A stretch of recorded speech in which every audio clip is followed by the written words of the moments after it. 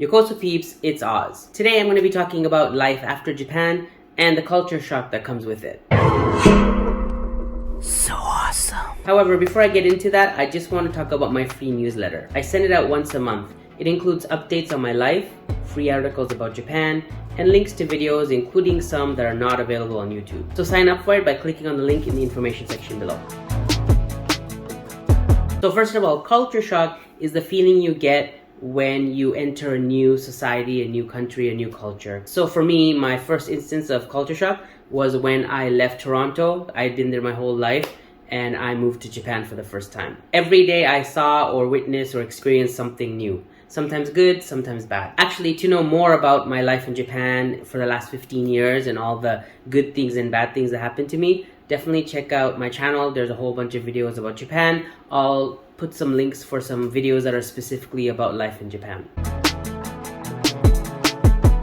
Is when you come back to your original country or the place you're from, and you kind of get shocked by how either the place has changed or you have. So after many years in Japan, I came back to Toronto, my hometown, and I've been here for the last 3 months. So these are some of the good things and bad things that I've noticed about Toronto.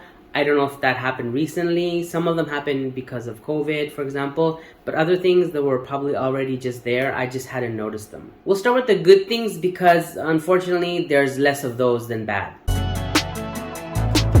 So most of you probably already know this, but Japan is a very small island. It's a small country. A lot of people are packed together in major cities, so it's kind of like a crowded, cramped country, especially cities, like big cities like Tokyo and Osaka and Chiba and Nagoya and stuff like that. For that reason, you'd expect a lot more stuff to be smaller or more cramped together. A lot of things, including apartments, are smaller, cars are smaller, streets are smaller, everything is smaller. So when I came back to Canada, it was such a, I guess it was kind of a shock. I kind of had already knew it, but I didn't realize how much bigger stuff in Canada was. And in terms of bigger, I'm talking about every single thing.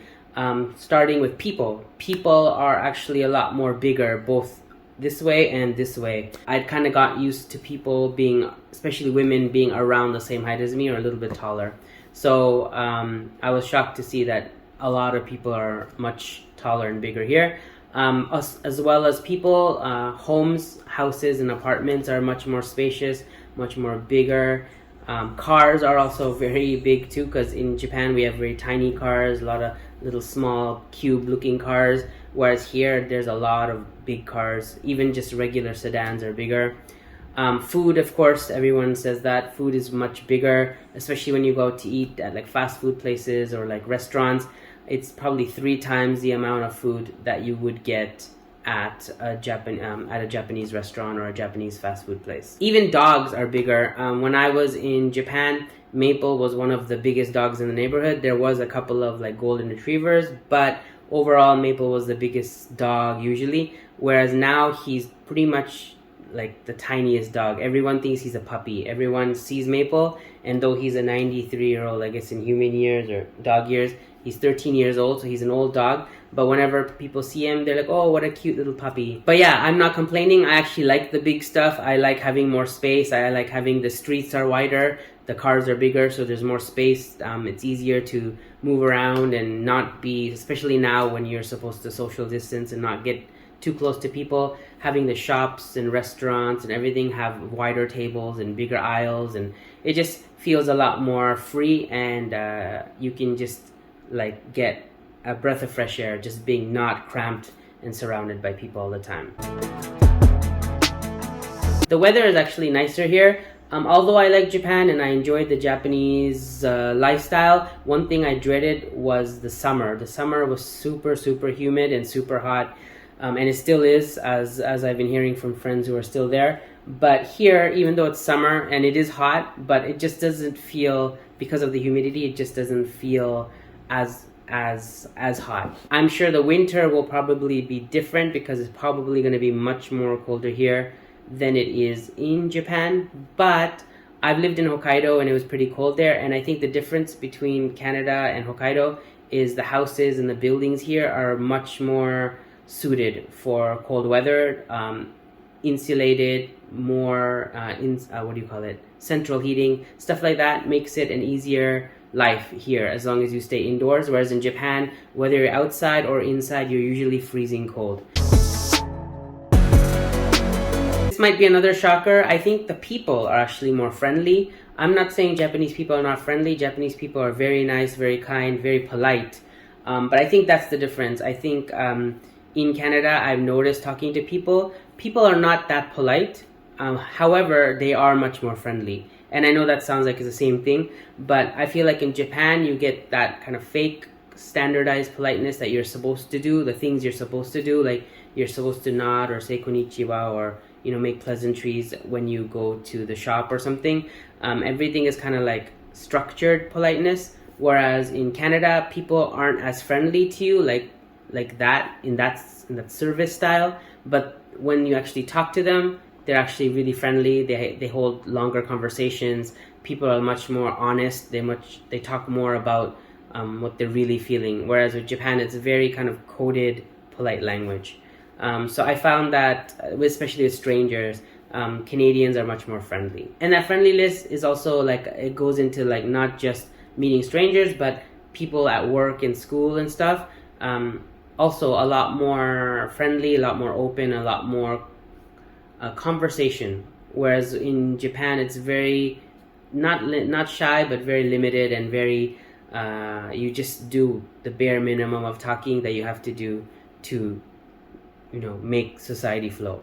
So that's the kind of, I guess, impression I got so far. So when I came back to Canada, I was shocked that people talk a lot. And Mayu keeps saying that. She's like, wow, everyone around us just keeps talking. They don't stop talking. But in a good way. So it's kind of funny because she's not used to interacting so much or communicating so much with people. Even her own family and her friends, they don't talk that much. Whereas here, everyone talks to each other all the time. People actually use their cell phones for talking on the phone. Whereas in Japan, it's almost non-existent talking on the phone. It's really just messaging or that kind of stuff. So it's very different, the communication style here. That was a big shock for me in Canada. And the next thing, I don't know if I would call it a positive or negative, but I guess it's a good thing, is like when I was here before, obviously marijuana, weed was not legal. So there you could get it pretty much everywhere from people if you knew the right people, but it wasn't so in your face. Whereas now when I came back, there's more cannabis shops than there are Tim Hortons donut shops. I feel like at every corner, there's 2 or 3 cannabis shops to every one coffee shop or one like donut shop. So I was shocked about how open and free and relaxed the drug culture has become here. I guess the reason why I put that in the good column is, I guess it's because it's like alcohol and tobacco and donuts and sweet food and fast food. All of these things are bad for your body, but they're allowed and they're legal. So it's kind of makes sense to legalize cannabis too. So people have the freedom to choose the vice that they want. Okay, and now onto the bad things, or not really bad, but strange or negative or even more shocking things that I feel were like big culture shocks for me coming back to Canada. I was remembering when I used to live in Canada before Japan, and I was talking about how Japan is expensive compared to Canada, but when I got back here, everything had jumped a lot more than I thought it would have. I mean, I've been gone for a pretty long time, so I knew prices would be a little bit higher, but I would say prices are more than double, probably triple or quadruple what they were, especially in stuff like apartments and real estate and that kind of stuff. Even just going out to eat, restaurants, everything is a lot more expensive, and along with tipping, it's just like unbelievable how much more I pay for the same thing that's in Japan. I always, in my head, I guess, I had an image of Canada, and especially Toronto, being a big city, kind of like a Tokyo, and still being clean, unlike some of the other cities, like, for example, in America, some of the cities are more dirtier. So for me, when I got back to Canada and to Toronto, I kind of felt like things have gotten a little bit more dirtier. The city's gotten a little bit more like rougher, I would say, like a lot more graffiti, a lot more broken, rundown things, buildings and roads kind of. not as good as they used to be, I would say. And also not just the place, but the people. It sounds bad, but I guess in Japan, when I moved to Japan, everyone takes care of themselves very well. And I don't mean like dieting or weight, which is also true, but I mean like makeup and hair and clothes and fashion. Everyone is very, I don't want to say fashionable, but they're very conscious about their clothing and the way they look. Whereas in Canada, there are people who are very fashionable, but I noticed that everyone is a lot more disheveled and unkempt and yeah, I guess much more casual, I would say, and easygoing, which could be a good thing too. But for me, I just noticed that when I would go out in Japan and now when I go in Canada, the people don't really look like they take care of themselves as much as they should.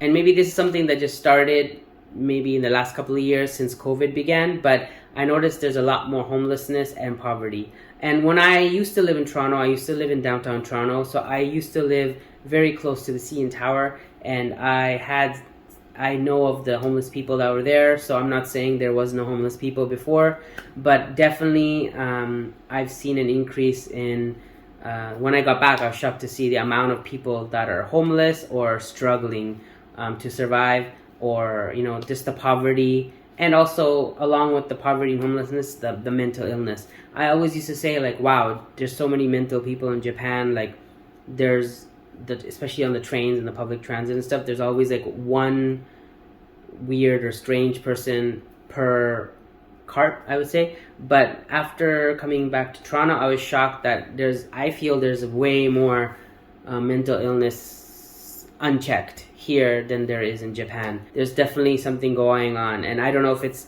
because of the drugs or because of COVID and just the poverty and the homelessness, or just a mix of a whole bunch of social issues gone wrong, and then, you know, people struggling to survive, just, you know, losing their minds, or I don't know what it is, but it's definitely a big change from what I remember when I used to live in Toronto.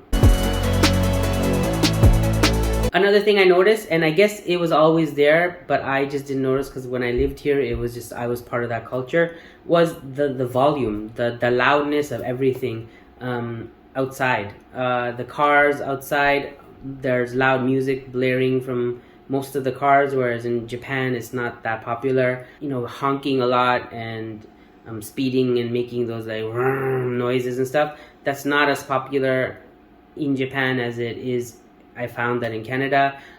Just people outside, out and about in the public transit, a lot more people talking on their phone, listening to music and watching like Netflix and stuff on their phone without headphones.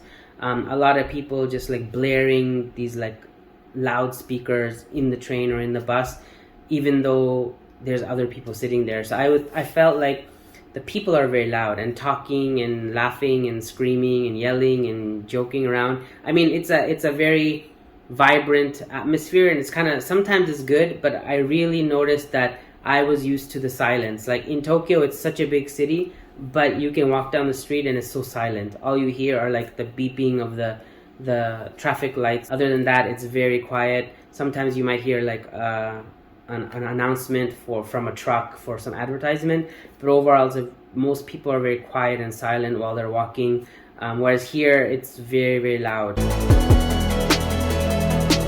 A lot of foreigners that I met who came to Japan, and when I met up with them, they're like, wow, the service in Japan is amazing compared to back home. And I knew that was true, but when I got back to Canada, I realized how true it is. Japan service really is amazing. The people are much more disciplined and respectful, and I noticed that the people in Canada, not all of them, there's a lot of good people, but a lot of the people that are in the last 3 months that I've been here, a lot of the service I've gotten is been very subpar. I noticed that a lot of the places are very slow.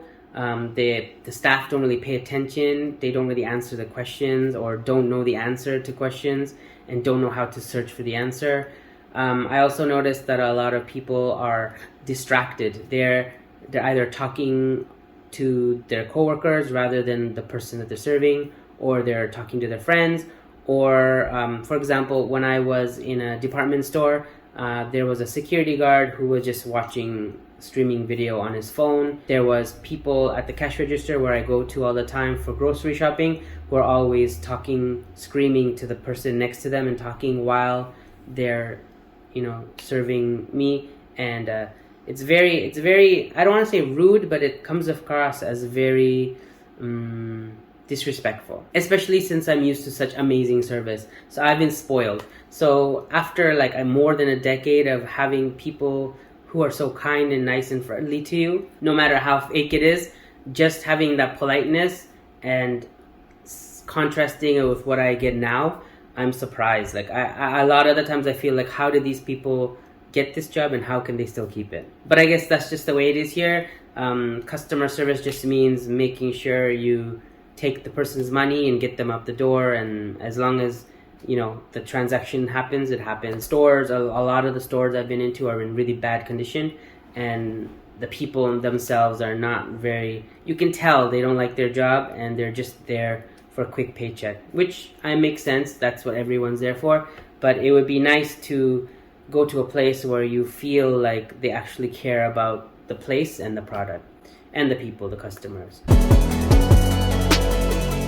So I don't really want to talk about work right now. That'll be in another video. I'll be making another video once I've started working and I've been in the Canadian workforce for a few months, and I'm going to make a video comparing working in Japan compared to working in Canada. So stay tuned for that. Anyway, that's been my experience being in Canada for the last 3 months after being away for almost 15 years. And I'm sure you guys want to know how Maple and Mayu are adjusting, so stay tuned for that as well. A lot of you asked for an interview with Mayu. I'm still working on that, trying to see if that ever happens. Maybe it will. If not, I will be updating you about Mayu. So stay tuned for what Mayu and Maple think about Canada. But in terms of me, I'm slowly adjusting back into Canadian life. But I realized, like, since I was gone from Canada so long and I missed a lot of stuff that happened here, I also experienced a lot of stuff in Japan. I don't think I'll completely, fully be adjusted into Canadian life. I think 50% of me will always have that Japanese experience and Japanese perspective, which is good because I think that me being back in Canada, but also having the Japanese perspective as well, gives me kind of like the upper hand in a lot of cultural and international experience and understanding. Anyway, that's it. Thanks for watching. I hope you enjoyed this video. If you did, please give me a thumbs up. Please share this video if you'd like. Subscribe to my channel, like I said, because I have so many videos, not only of life in Japan, but travel and food and culture and just so many things that I think you would enjoy watching. So if you haven't already subscribed, you can subscribe down below. Take care and see you next time.